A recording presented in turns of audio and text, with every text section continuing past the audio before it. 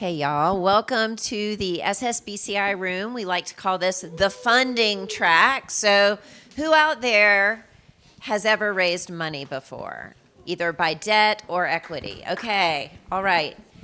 How many think that process is really fun, clear, and transparent? Not me. Okay. Well, we're going to talk today about Innovate Alabama's programs InvestAL and LendAL, and talk to you about how we can make the process more transparent and more accessible for all of you in the room. Okay, how's that sound? Amazing.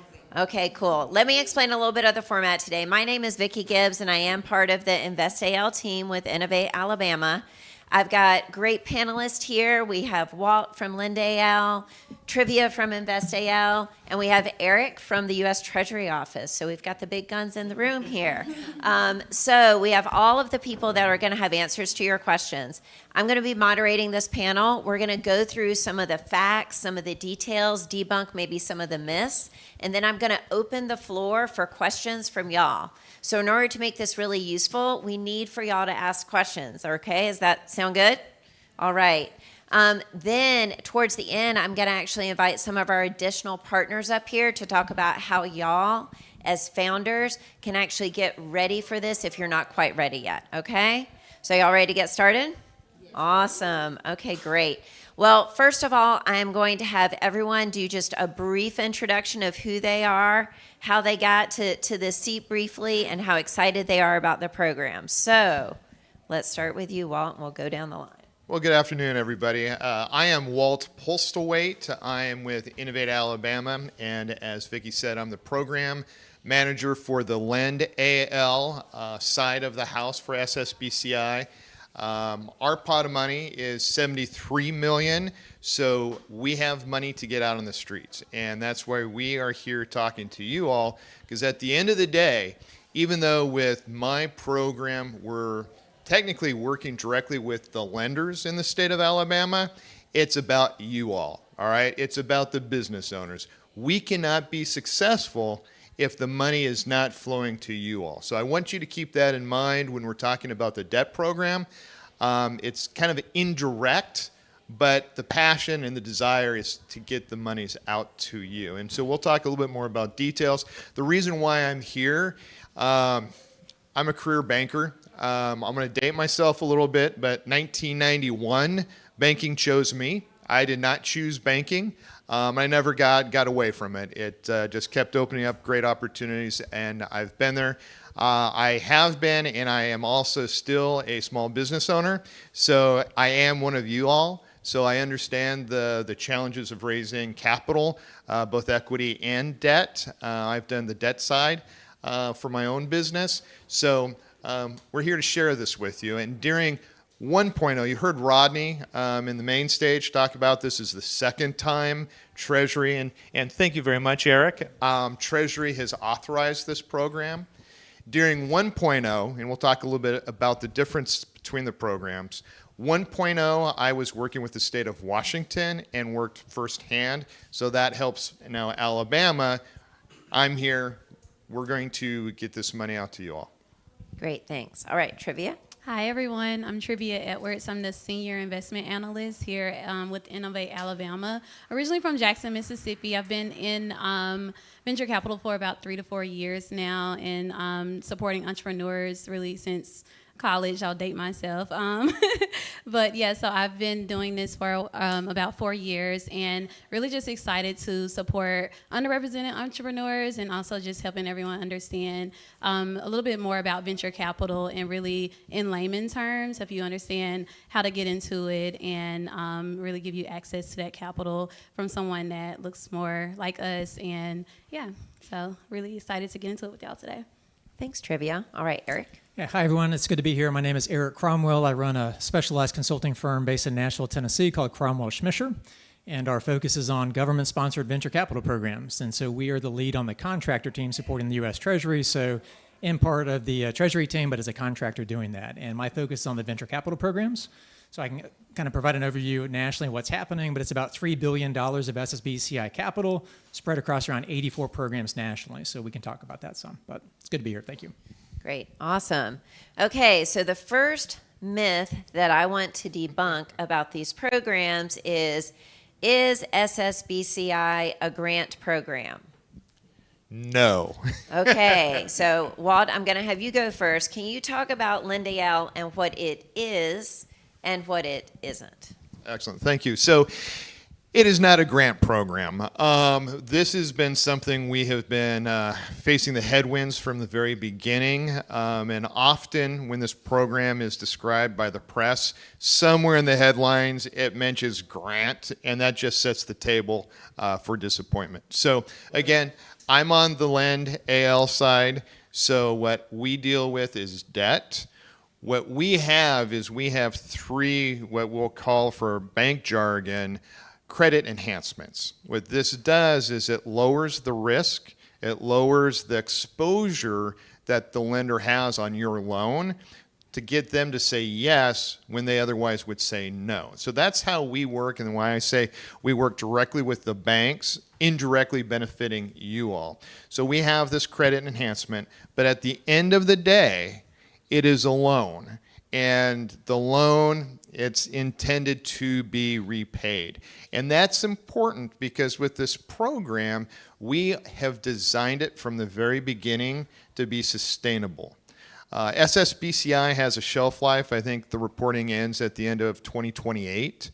What we're doing with Innovate Alabama and Lend AL is creating a program that will be here today, tomorrow, and the years to come, even after the federal program has wrapped up. So the idea is we support the banks, we've reduced their exposures, they say yes, they're able to then lend to you, you are successful, you pay back the loan, and now we recycle those monies onto the next business. But I would say, and we're going to talk about the bad side of banking in our conversation, and granted, I am a banker. I'm a reformed banker, as I put it. But let's not blame the banker, the lender, the community banker, because they have credit departments who really are making the final decision. And unfortunately, banks and credit unions are regulated. They have people looking over their shoulders who then say, you did a good job with this loan or you did a bad job, because they're lending other people's money. So that's why that happens. So even it's really easy to throw a bank under the bus when they can't approve a loan. It's not always their fault, and most good bankers are very passionate about supporting the businesses in their community. And that's where we come along, because they want to do this loan, but they know that they can't for a myriad of reasons. And we're giving them the tools that allow them to say yes. Okay, great. Trivia.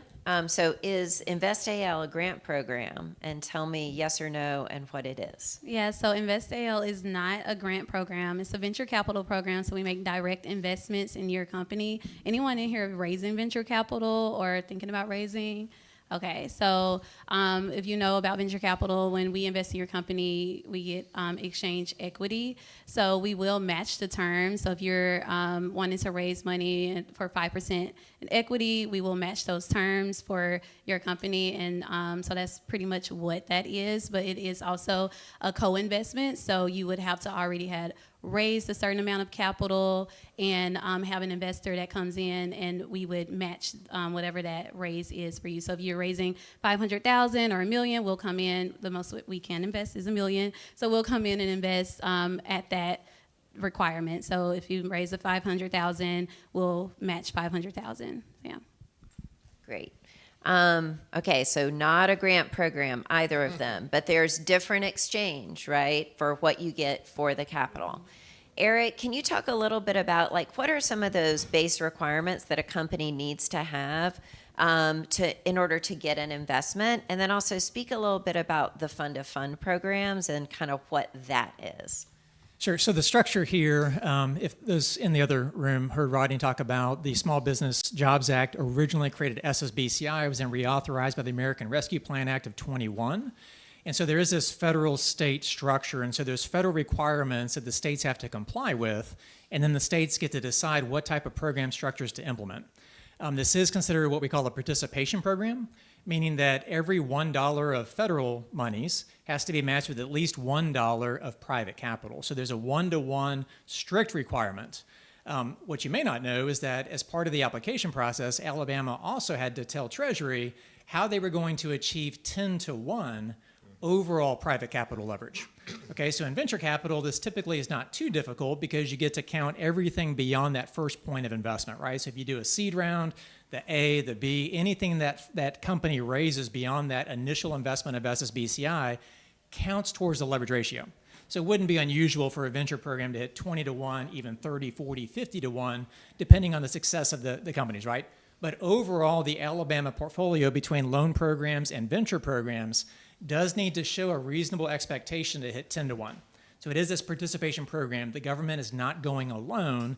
It is intended to incentivize private capital investment or lending activity, right? So that's 1-to-1, the 10-to-1. There are a few other restrictions that are in the enabling legislation. So for example, SSBCI cannot support an investment round size. Again, this is just for the venture capital piece. Also for the loan, you have to kind of consider some of these things. $20 million round size. Probably not much of an issue because most states are focusing this capital on early stage investing, but there could be a follow-on round, say for a fund that's receiving this capital that does want to support an investment above 20 million. That would not be possible with this capital. You can also not do things like purchase owner's equity. So like buyout transactions, those kind of deals are not going to be a good fit for this particular program. My point there is simply, if you do participate, there are some lovely reading materials on the U.S. Treasury website that are these program guidelines. I would go ahead and recommend that you familiarize yourself with those. The team here in Alabama can certainly help, but there will be certain things you can and cannot do with this kind of capital. So that was part of it.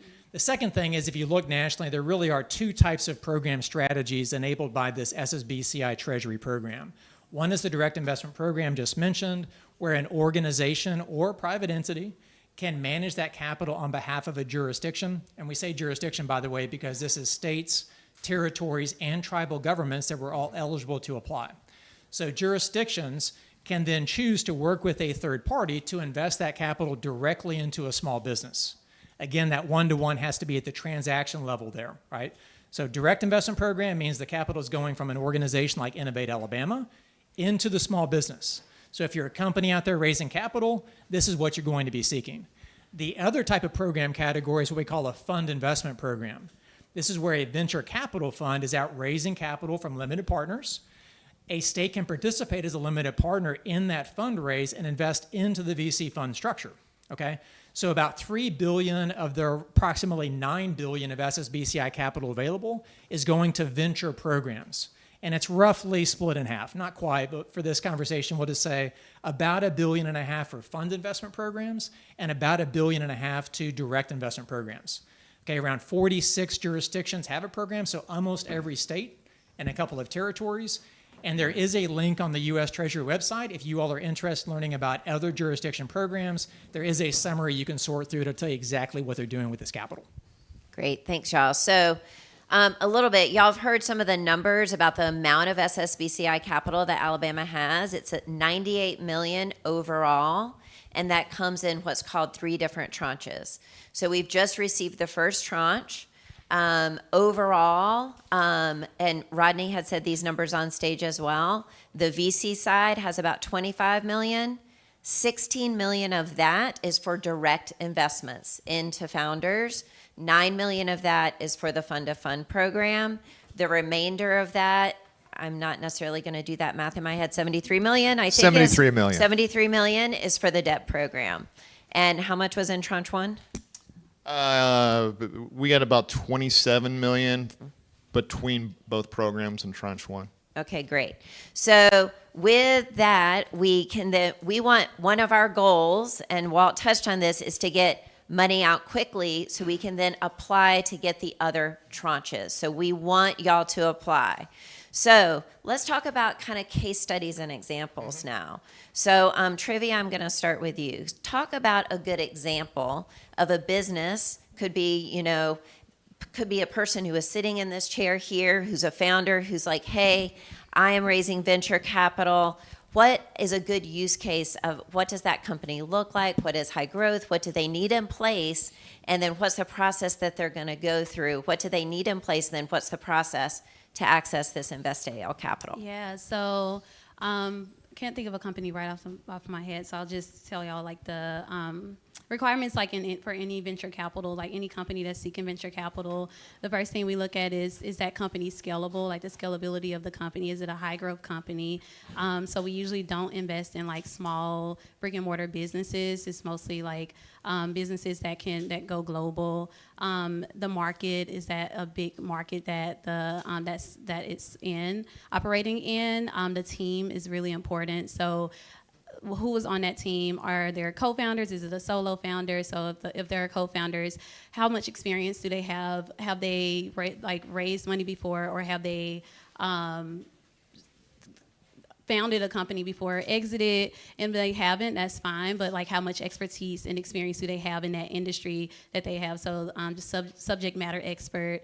Other things are traction. So are they pre-revenue? Are they post-revenue? A lot of venture capitals are going to be, companies are going to be pre-revenue, but like, what is their go-to-market strategy? What is their defensibility against the product that they're building?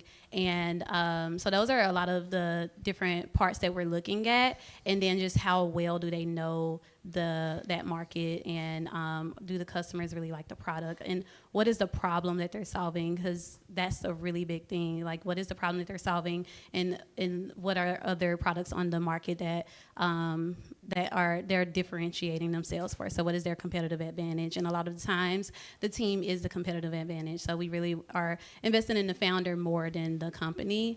So those are really big things. And then of course for this program, like I said, mentioned earlier, you would have had to raise, but we're matching the round that you're raising. So if you're raising in this round $1 million and you're asking us for $500,000 and you haven't even raised $500,000, we can only match. If you raise $5,000, we can only match that $5,000. So once you apply and we look at your application, and if you haven't raised more than $20 million and you meet all of those other requirements, that's when we send you a note, and we would love to hear your pitch and more about your company. Yes, Eric? Let me think of a couple things. So if you are looking to raise capital from this program and reach out on the direct investment side, a couple of things to consider. One is that the private financing does have to be private financing. And so, for example, if you had a grant, maybe an SBIR grant, that would not count as private financing for this program, because this capital would be invested on the exact same terms in the investment round. So this public capital cannot be disadvantaged in any way. Yeah.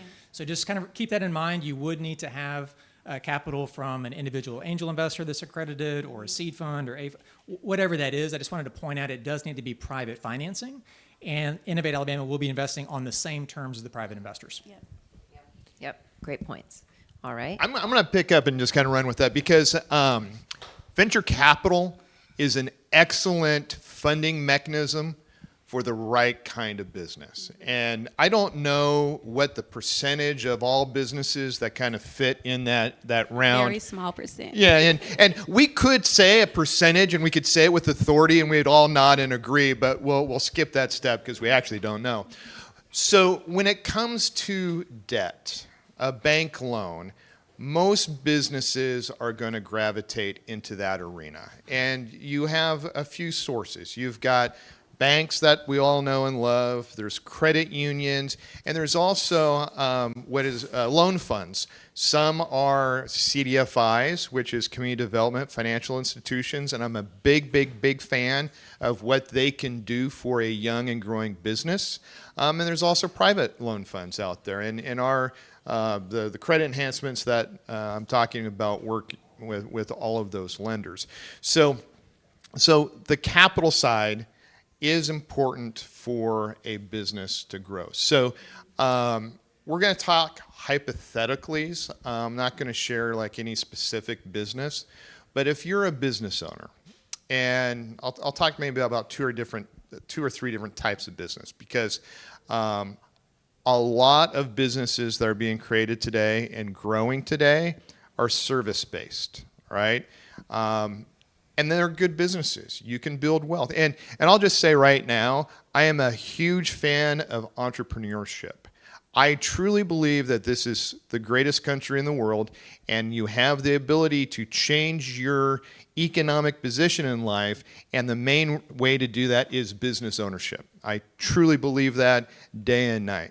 So you have a service business. You want to grow. Maybe you're at a point where you need to leverage time, right? Because we still only have 24 hours in a day. I don't care who you are, we all have that limitation. So if you want to service more, maybe you have to hire some people. Well, to hire people, you kind of have to know you're going to be able to pay them, right? And there's other hoops, because now if you have employees, you have to have workman's comp. You've got to, it's a different thing than if it's just you, right? So you need some capital to do that. Let's hypothetically say you've got a service business. You're a personal trainer, all right? I just don't know why that popped in my mind. And you're getting popular.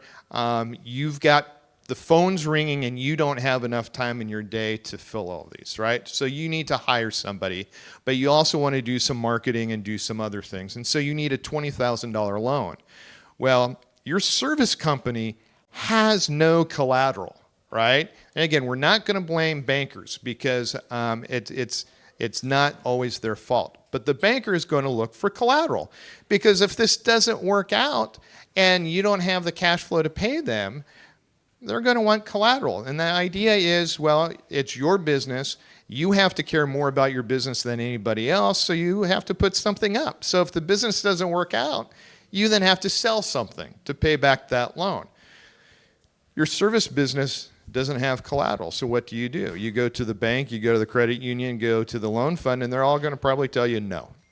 So that's where we come in, because we actually have the ability, and one of our products is a collateral support program. And when it comes to the 3 credit enhancements, I'm going to stick to just telling you what time it is, not how the watch really works, just because we don't have a whole lot of time today. But we have a product that could take care of the collateral shortfall, right? You're still going to have some skin in the game for the lender, but it is going to be a tool that we can use to take care of that. All right, let's fast forward. Let's go to One more example. Wow. one more example. All right, you make something, right? You're a widget maker of some sort, right? So you need to now add to your assets so you can make more widgets, right? So you go to the bank. Banks look backwards when it comes to underwriting your loan. What have you made the last few years, and can you support paying off the loan off of that?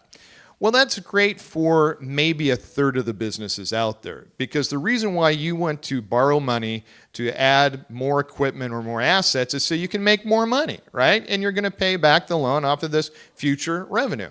So they're going to look at this, they're going to look at what you've done the last 2 to 3 years, and they're going to say, that's a little tight, right? Jargon. Most bankers are going to want you to be producing $1.20, $1.25 for every dollar you owe in a loan payment, right? That's just kind of standard. So you can't get the yes. Well, we've got a guarantee product that we can come along, and what we're doing is we'll say, bank, we'll cover half of any loss, right? It's a loss share. We're not going to pay everything if there's a loss, but we're going to minimize that loss. So if you've got a good business plan, you have projections, you have what you need to have that conversation with the lender, this is a tool that can help get to a yes, even if your cash flow today doesn't really support that loan. Thanks.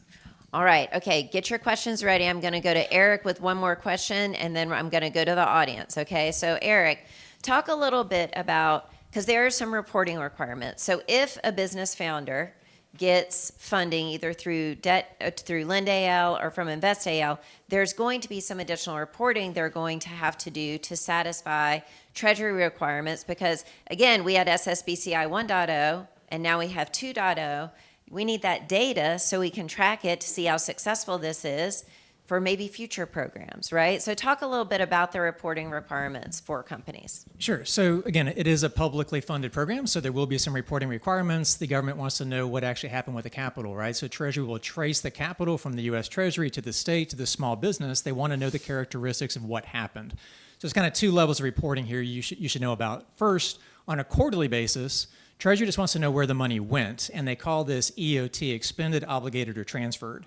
And this counts towards the really important goal that Innovate Alabama has, is to get 80% of that first tranche, so 80% of 1/3 of this capital coming down, out within a time-limited period, right? So they have to accomplish that to then pull down tranches 2 and 3 to fully capitalize on this. So you all should be working together to make sure that opportunity is realized. So that is just simply saying, okay, we made an investment in a company. Here's how much the investment was. Or we made an investment into a venture capital fund. Here's how much the investment was. That's on a quarterly basis. On an annual basis, there will be some additional information that Innovate Alabama will be looking to collect from the investees. So that's the small business, and also venture capital funds receiving investment. So this is going to be more about revenue, changes in revenue, employee counts, some other demographic information that can be voluntary. There's a whole list of the reporting requirements that are on the guidelines on Treasury's website. That's where I'd point you to for the more specific details. So Treasury's worked hard to not make it a heavy lift, but it's not nothing, right? So look at it, be familiar with it, know what you're going to have. The Innovate team will be very helpful during that process as well. Great, thanks so much. All right, where are my questions from the audience? All right, yes, sir. Can you state your name and who you're with, too? So, yeah. Don't like sue me or anything after some school. Brian Alvarez Bailey, CEO and co-founder of Allison. Allison builds software for community banks, credit unions, CDFIs.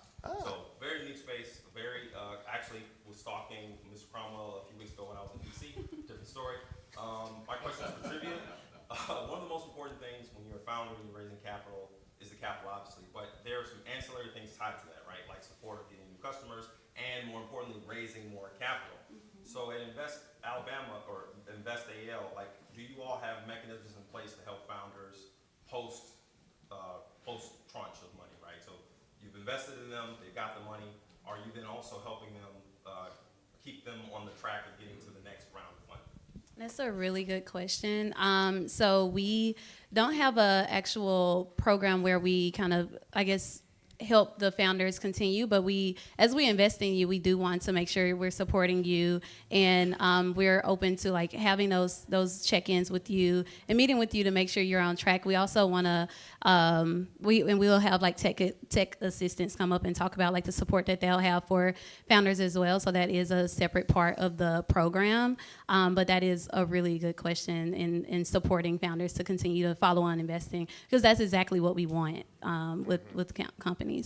Yeah, and I think one of the unique things about the program, too, just to kind of double click on one thing Trivia said, is that with Innovate Alabama's investment in you and your company, like, we want you to do well, right? And so we are here as partners. There's not necessarily a formal program, but we want to stay interactive and supportive. So also looking for feedback from you for what we can do to help. And real quick, so that direct investment side, great question. We see different things in different states on how they do that. I will say for the fund investment program, so when Innovate Alabama does choose one or more venture capital funds to work with, there is this concept Treasury has that's called the services to portfolio companies. And so it's basically the management fee that can be paid. But in that concept, the fund does have to tell the U.S. Treasury through Innovate Alabama what services they're going to be providing to those companies.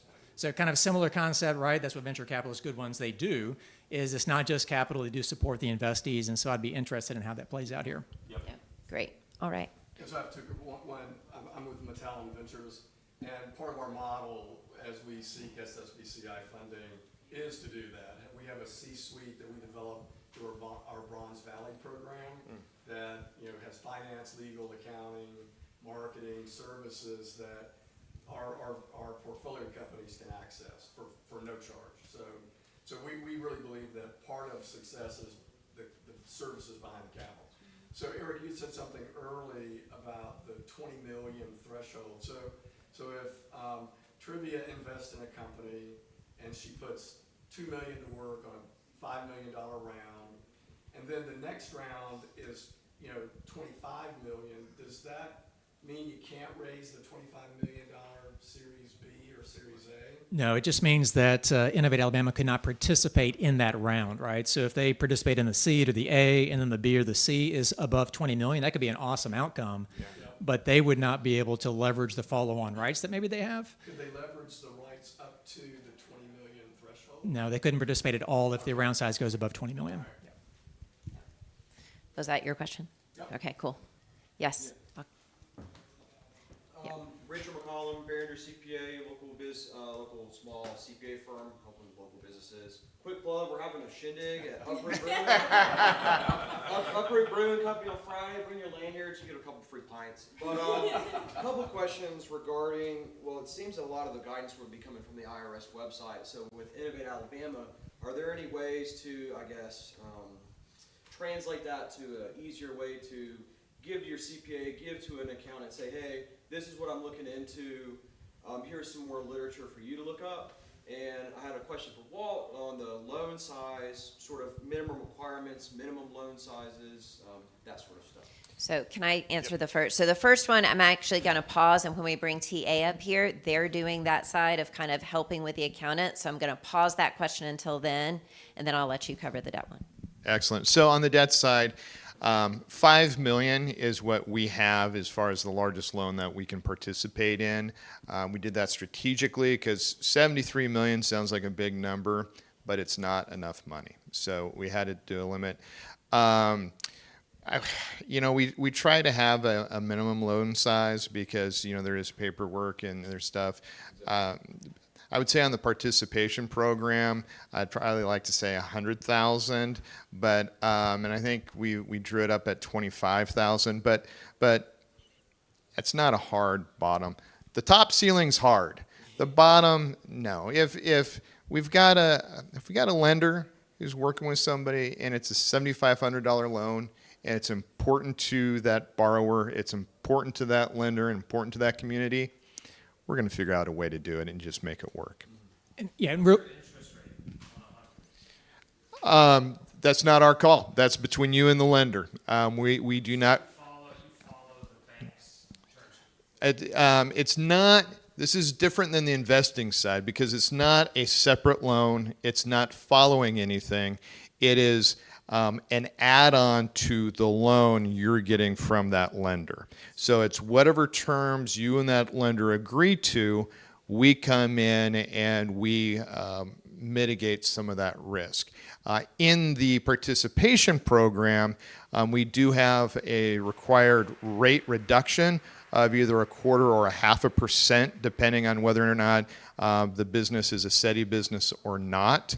But outside of that, the interest rate's between you and the lender. And real quick on requirements, to your question, so I can follow up with the Innovate Alabama team. As I mentioned, there's 46 jurisdictions that have some kind of venture program, and they're all trying to kind of recreate how to translate a lot of those guidelines. The hard part about the Treasury guidelines is that it doesn't separate equity investing from credit. And so you have to sort through this very long document, right? And so one great thing Treasury is doing is they're organizing convenings and best practice sessions, and right, working groups. So there could be some ways that Innovate Alabama could borrow from other jurisdictions and make that a little bit easier for stakeholders. So I will follow up on that. Great. Thanks. Yes, ma'am. Hi, thank you all for this panel. My name is Kayla Epps. I'm the CEO and founder of OMA, where we're building an AI-enabled business-in-a-box solution for nurse practitioners to launch and manage their own practices in an effort to improve health outcomes for underserved communities. Awesome. Yeah, thank you. So many VC firms have a thesis around, what they like to invest in, and it governs, how and what they invest in. Can you talk a little bit about Innovate Alabama? Are you developing a thesis around what you want to invest in, specific to issues that affect Alabamians, or are you industry agnostic? We are industry agnostic, definitely building out what that looks like, but we are industry agnostic, so you can be in any industry and market, and we can invest in you. Definitely want to have economic development and drive economic development in Alabama, but other than that, I'm sorry, we are industry agnostic, yeah. Good question. Minimum investment is $5,000. It's very low. Vicki, you had asked the question about what are the characteristics of a startup that the direct program would invest in. can you sort of ask that same question around for the fund of funds? What are the characteristics of a fund that you guys would be interested in? Yep. Do you want me to take that one? So for the fund-of-fund programs, we're looking for both in-state and out-of-state funds, but funds that have a track record of investing in Alabama and can create pipeline in Alabama, as well as funds that have a track record and of investing in steady businesses, and those that are looking to invest and really proliferate business and economic development in Alabama. One of the things for the Alabama program is all of the businesses that are invested in need to have residents, business operations inside of Alabama, and so that's really important to the state. We are also trying to make sure that the VC funds are looking at pipeline across the state. Rodney spoke about this. You know, a lot of times capital is aggregated in the urban areas of any state. We're trying to make sure that we are reaching all of the areas of the state and want to make sure that the VC funds we partner with are also committed to that as well. Did you have something specific, or did that answer your question? Okay. When it comes to the Tyler Sullins with Alabama Power. When it comes to the fund of funds, are you committing just the first tranche of funds or the full $9 million for the current RFP? So for the current RFP, it's just going to be an initial first tranche. So that's all we can do now because those are all the funds that we have, and then future tranches would potentially have future, inquiries and stuff. Can you speak to the matching funds that you have to get from private capital? So, are you talking about on the fund investment side, or? So for every dollar that you get from the SSBCI and a fund of funds, we have to, raise a certain amount of outside capital, right? So matching. Correct. dollar for dollar. Yep. So for a fund investment program, the one-to-one private capital match requirement is at the fund level, not the transaction level. Okay. So when you close on the SSBCI capital investment from Innovate Alabama, there must be at least equal to that. Some states might even put a little bit more than that to create a buffer in case there's a non-compliant transaction. So, but at most 1-to-1 at the fund level. Okay. So you're raising $5 million. Potentially you could come in for, I don't know what your min max is, but that's how it would work. So just remember, it is at the fund level. You can hold it in a sidecar. But again, those documents I mentioned, there is an FAQ that we call it. So FAQs kind of clarify what's in the guidelines. There's a specific FAQ on how to use a sidecar fund that is compliant, meaning it really needs to be part of the primary fund and participate as if it were part of the primary fund, right? So you're investing pro rata from the sidecar in alongside the main fund into every compliant transaction. So happy to answer questions offline about that as well. And there's also one other point I just want to make is Eric is also going to be speaking in a breakout session tomorrow at 10:30, and so we'll go a little bit deeper dive on anything VC related at that time as well. So And on Friday, we will have office hours where if people want to come in and talk with us all one-on-one, we will be in this suite at 11 a.m. For Yeah. that. Thank you. all right. Can you sign up for that or second? So there, I'm not sure if we have sign-up sheets over there. You can just show up and we'll have a sign-up sheet and we can kind of iterate you through then.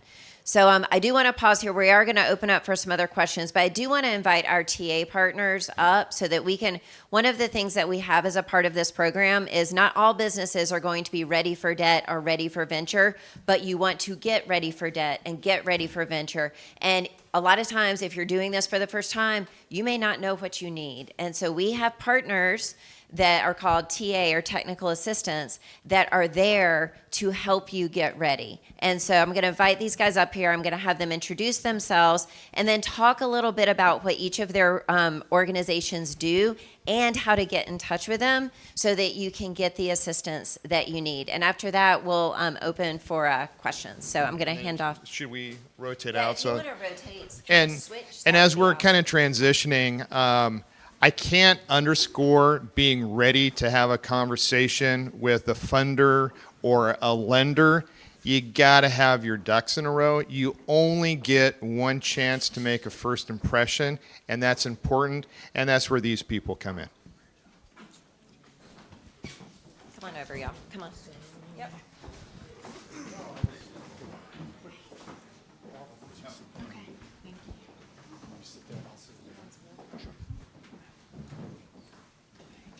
All right, I'm going to start. We're going to go this way. How's that sound? So I'm going to ask everyone intro and what their organization does, and we will have some time for questions afterwards. So, Yeah, my name is Nick Hampton. I'm the programs manager at Innovation Portal in Mobile, Alabama. Also working alongside the chamber on an initiative called Mobile CAN Capital Access Network, which is related to all this SSBCI money type stuff. So we're going to be providing technical assistance on specifically more on the Invest AL side, helping people get ready through pitch practice, all those type of things. We have some programs that are going to take you from those early stages up to wherever we need to get you guys ready to go speak with Innovate Alabama. I think that's the quick. Yep, that's great. Awesome. Good evening, everyone. My name is Barbara Peters. I am Director of Business Navigation Services for the Mobile Chamber. Mobile Chamber of Commerce is partnered with Innovation Portal and University of South Alabama's Belton Center of School of Entrepreneurship. And we are part of the Capital Access Network, and so we have a variety of programs and support services to help with technical assistance for both the lending side as well as the VC side. Innovation Portal is our partner for more of the VC side. Business Navigation Services, what we do is it's a point of entry for Mobile CAN, and what we do is help businesses we build relationships with you all and get to know you and what your goals are and make sure we get you plugged into the appropriate resources based on your needs. All right, and one point, Mobile CAN is helping businesses across Alabama, not just in Mobile. Did want to make that point there. All right. I'm Mike Brooks with the Alabama Small Business Development Center Network, the SBEC. We're based at the University of Alabama, but we cover the entire state. We partner with several other four-year institutions throughout the state. Here in Birmingham, we have an office right down the street at Innovation Depot, which was the closest parking I could find. Nice warm walk today. We have a great team that provides technical assistance. We, for the last 44 years, have worked with entrepreneurs and small business owners throughout the state of Alabama to help them start and grow their business. One of the specialty programs that we spun up a little 12, 13 years ago was a capital access program where we've recruited a handful of specialty advisors like Walt, retired or recovering bankers, non-practicing attorneys, folks that have started and grown their own businesses, and we use them as our experts to help with companies statewide to help them with their business. Hey, I'm Bill Cummins. I have the pleasure of being the state director for the SBDC program, and I've got a lot of gray hair. And I remember 1.0.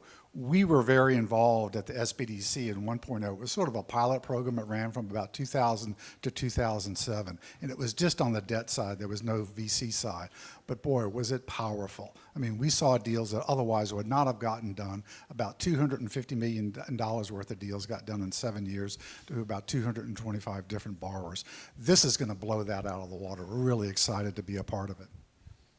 Yeah, and one of the things I'll ask y'all to speak to, so when you talk about like businesses getting their ducks in a row, as Walt was saying, or kind of getting ready for debt or ready for venture, there's kind of three buckets, general buckets. There's legal help. So for example, you may have a business that's an LLC. They need to convert to a C Corp in order to get equity investment, right? There may be accounting help. Maybe someone needs a bookkeeper, needs to understand how to forecast financials and things like that. And then there could also be just general business help, whether it's a business plan that you need for debt or a business pitching or stuff like that. Sort of, where do you see most of the businesses needing help, or is it across the board? And how do you approach partnering with legal teams, accounting teams, and stuff like that? So I know, Barbara, I'm going to kind of pick on you because you were talking about it just yesterday. I'm going to have you kick it off and start. Okay, awesome. So we rely heavily on our chamber network. We have a very strong chamber of commerce, and we have over 50 resource partners in our network, and it's continuing to expand. One of the programs that we have is the Capital Access Mentorship Program, where we partner with banks, in different lending institutions throughout the state, as well as Operation Hope. And in that program, it's for businesses that may not be quite capital ready. They may be facing a variety of challenges, either with, depending on what their needs are. Let's say they're very early stage and they need things that may take a little bit longer than a 6-month period. We partner with Operation Hope to assist them in that process. And then also those that may qualify for capital, but not as much as they would need to really grow or purchase a facility or whatever it is they need. We would pair them with a banker that has agreed to work with that one-on-one with that client for up to 6 months. Sometimes it's about developing a relationship with the banker. And then that banker works with us to help us figure out what other support services do we need to connect to that client. Whether it's bookkeeping support, legal support, contract review. We also have, so we have resources to work with that client. So we really try to insulate them in different support systems, depending on what their unique needs are.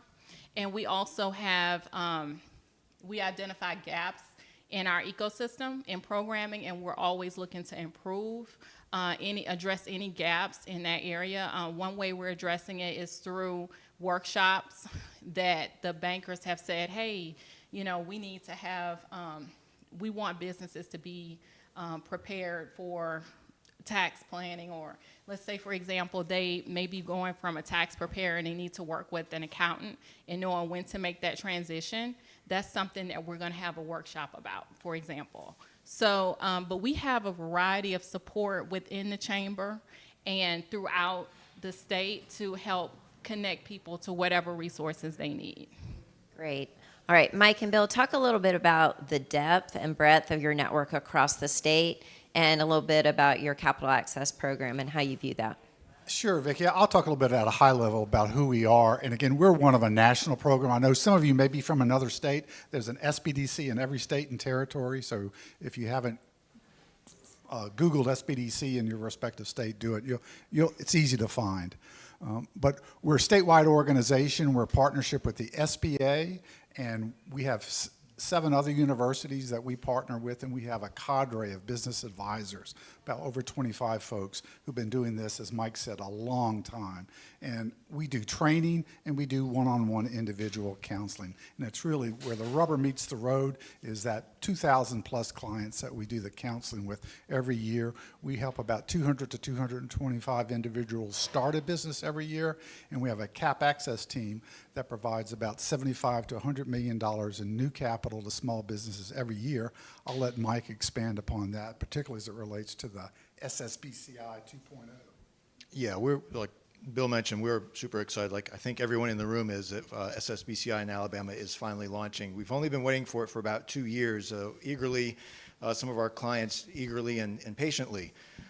So we're glad to have it launch. Our cap access team really works in 2 phases. Number one, on the front end, it's that translation and helping an entrepreneur, helping a small business owner understand, especially on the debt side, what they have to present to the lender. They're expecting to see certain documents in certain ways, and sometimes it looks really good to the entrepreneur, it makes sense to them, but it gets to the lender and it does not. And the one thing we want to avoid is getting that first no, because for a lot of folks, a lot of entrepreneurs, they're not going to accept no and they're going to keep going.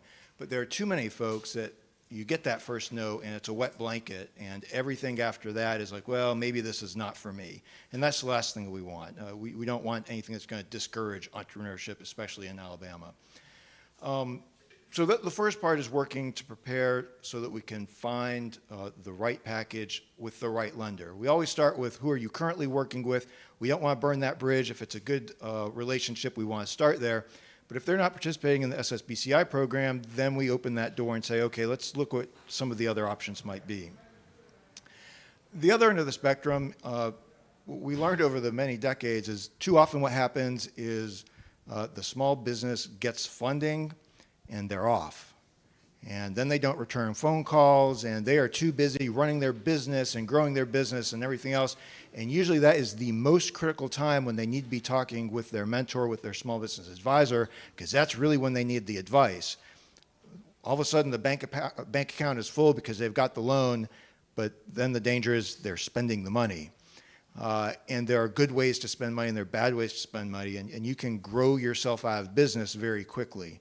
And so that's where the CAP team and the rest of the SBC team comes in and helps to make sure that the growth is a sustainable growth and that we're doing it the right way so that we don't have that flash where it makes a big press release everybody's happy about it, and 6 months, 12 months later, they're not around.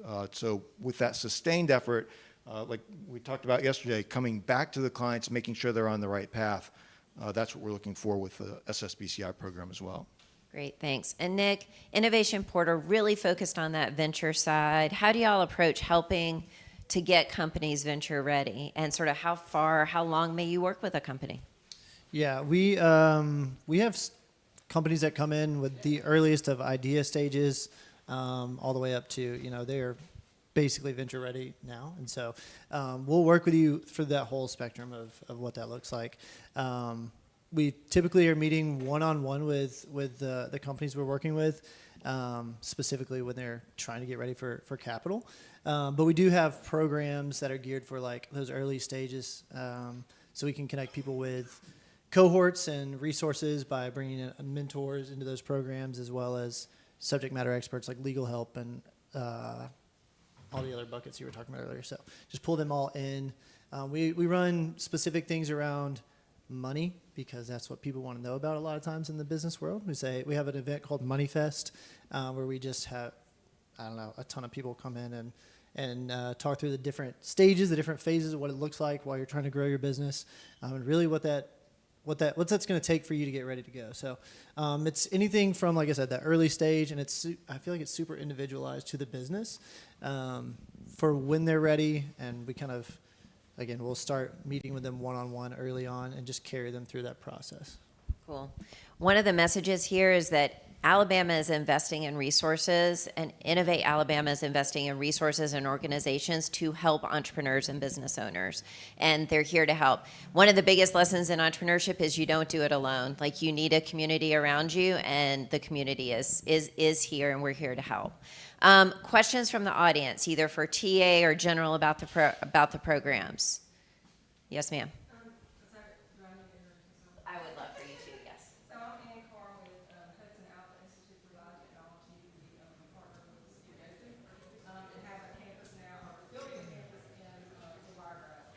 So we actually have a company, an active company that went through the accelerator program, which is a real generator for us, who we were able to recruit to our area. And we encouraged them because we found out one of our mentors on our Navigate program was an Invest Alabama banker. And so we encouraged them to approach them about the program. Unfortunately, we didn't know about you guys, and wish we did, because they don't think we're prepared to have everything ready, and then it happened exactly as you said. They weren't ready to present everything. They had a great idea. They haven't sold a lot yet because they're in the process of taking out a good concept and putting it in the market. And so now they're like, well, we don't want to do that program. It doesn't work.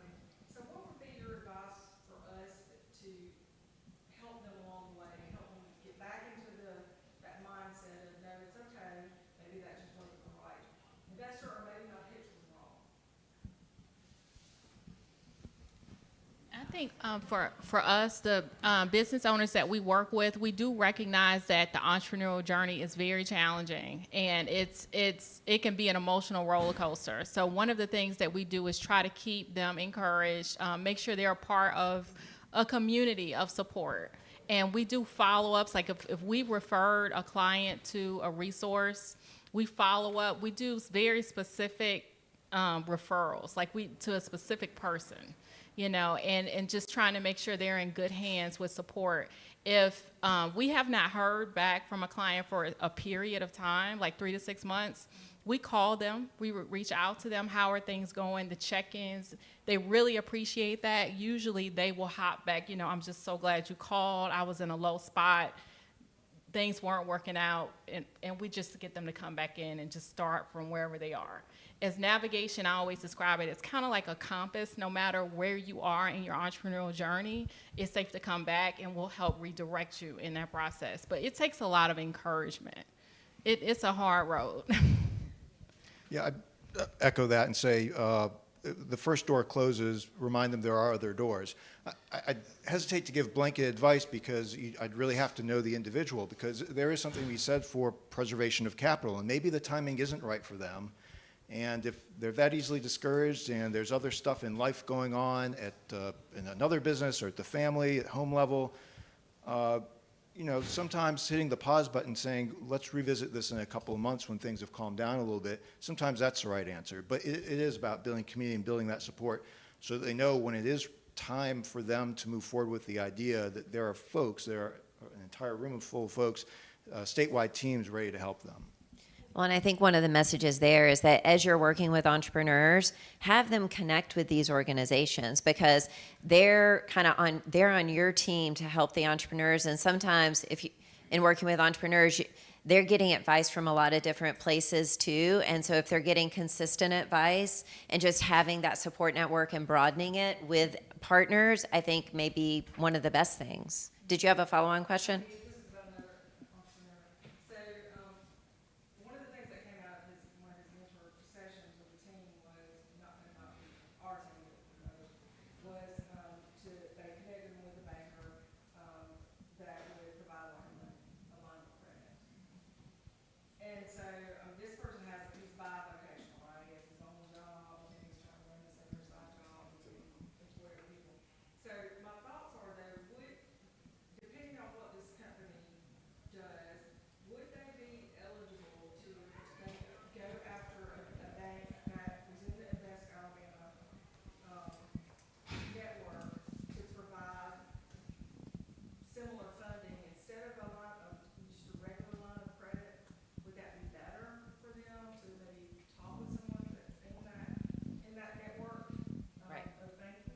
I'm actually going to ask Walt to answer that question. The simple answer is yes. We're not going to blame bankers. There are good bankers and there are bad bankers, right? And as soon as you said line of credit, I kind of, think that, line of credits are like Tylenol, right? If you've got an ache, everybody wants to give you a line of credit. That doesn't really necessarily mean what you need. And often it can get you in trouble.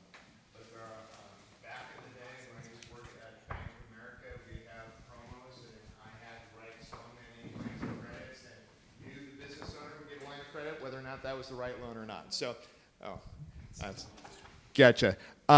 So yes, talk with a different banker. These people up here, I've worked with them and they're excellent.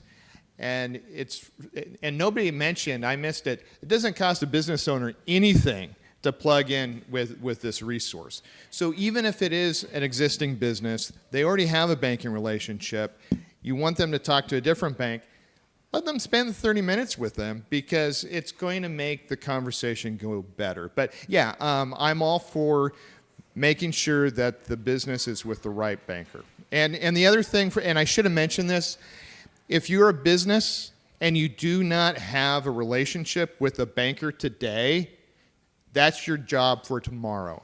You need a banking partner. It can be a credit union. It can be a CDFI. But you need somebody on your team that understands banking and finance. You don't need to be the expert.